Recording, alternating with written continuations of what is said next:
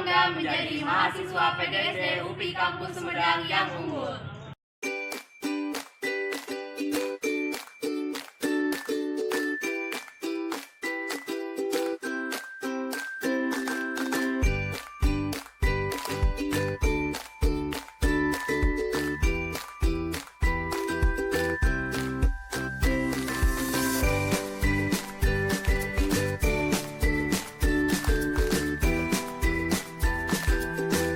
Assalamualaikum warahmatullahi wabarakatuh. Halo semuanya, perkenalkan nama saya Muhammad Zafi Asyik. Di sini saya tidak sendiri, ada teman-teman saya yaitu Dasti Septiani, Eneng Nenda Rahayu, dan Santi Septian. Di sini saya dan teman-teman saya akan menjelaskan dan mensimulasikan mengenai metode ceramah. Nah, perlu diketahui bahwa metode ceramah merupakan salah satu metode yang dapat digunakan oleh guru dalam kegiatan pembelajaran. Metode ceramah ini merupakan metode yang berpusat kepada guru sebagai sumber utama informasi untuk peserta didik. Nah, dalam metode ceramah ini terdapat karakteristik, fungsi, tujuan, manfaat, serta langkah-langkahnya. Nah, tanpa lama-lama lagi, langsung saja kita ke penjelasan berikut ini. Baik, terima kasih kepada moderator yang telah memberikan saya kesempatan untuk memaparkan materi mengenai metode ceramah. Nah, jadi menurut KBBI atau Kamus Besar Bahasa Indonesia, metode ceramah merupakan salah satu cara belajar mengajar yang menekankan pada pemberitahuan satu arah dari seorang pengajar kepada para pelajar. Nah, dengan mengajar menggunakan metode ceramah berarti memberikan suatu informasi melalui pendengaran siswa. Jadi, siswa dapat memahami apa yang disampaikan oleh guru dengan cara mendengarkan apa yang telah guru ucapkan. Selanjutnya materi mengenai karakteristik atau ciri-ciri dari metode ceramah. Yang pertama, digunakan apabila proses pembelajaran lebih bersifat pemberian informasi berupa fakta atau konsep-konsep sederhana. Lalu yang kedua, proses pembelajaran dari klasikal dengan jumlah siswa yang relatif banyak. Jadi, audiens yang banyak itu sangat cocok dengan menerapkan metode ceramah. Lalu yang ketiga, itu bersifat monoton. Maksudnya di sini guru lebih banyak berbicara dibandingkan dengan para peserta didiknya. Yang keempat, memerlukan adanya dukungan yang efektif dari guru. Contohnya, motivasi belajar yang diberikan oleh guru kepada para peserta didiknya. Lalu yang kelima itu disampaikan secara lisan dengan menggunakan bahasa yang sopan dan juga santun, mudah dimengerti dan dilaksanakannya di ruangan kelas. Selanjutnya yaitu mengenai tujuan metode ceramah.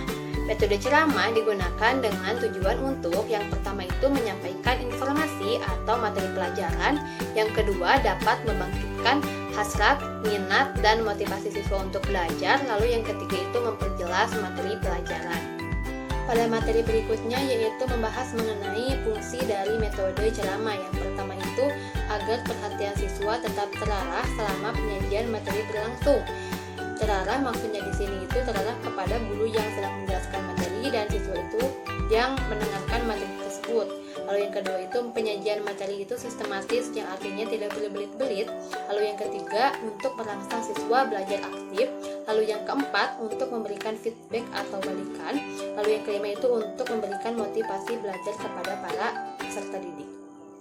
Sekian yang dapat saya sampaikan. Selanjutnya saya serahkan kepada presentator berikut. Terima kasih kepada presentator sebelumnya. Di sini saya akan memaparkan materi tentang manfaat metode. Yang pertama, murah. Kenapa dikatakan murah?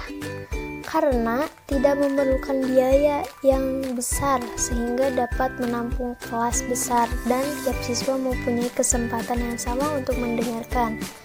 Yang kedua, mudah dan praktis dikarenakan cukup menggunakan media lisan tanpa perlu persiapan yang rumit. Siswa bisa langsung menerima ilmu pengetahuan.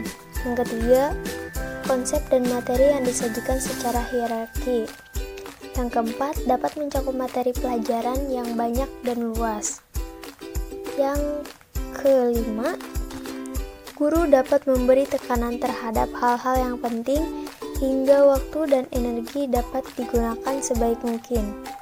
Yang keenam, keadaan kelas dapat terkontrol karena kondusif kelas dan kenyamanan untuk digunakan sebagai ruang belajar adalah tanggung jawab guru sendiri. Dan yang terakhir, organisasi kelas dapat disetting secara lebih sederhana. Nah, materi yang selanjutnya yaitu langkah-langkah metode ceramah. Agar pembelajaran metode ceramah dapat efektif dan efisien, hendaknya para pendidik memperhatikan langkah-langkah sebagai berikut. Yang pertama, ada melakukan pendahuluan. Yang kedua, memelihara perhatian peserta didik di sepanjang pelajaran dan menyemangatinya. Dan yang terakhir, melakukan langkah penutupan pelajaran di akhir pelajaran. Sekian materi yang dapat saya sampaikan. Selanjutnya saya serahkan kepada moderator. Nah, setelah menyimak penjelasan tadi, kelompok kami juga mencoba mensimulasikan metode ceramah ini ke dalam mata pelajaran pendidikan kewarganegaraan di SD dengan materi hak dan kewajiban warga negara. Mari kita saksikan video berikut ini. Assalamualaikum warahmatullahi wabarakatuh. Waalaikumsalam warahmatullahi wabarakatuh. Sebelumnya perkenalkan, nama saya Sami Septiani. Di sini saya akan mensimulasikan metode ceramah dalam materi hak dan kewajiban. Nah, seperti yang sudah kita bilang barusan, kita akan mempelajari materi tentang hak dan kewajiban.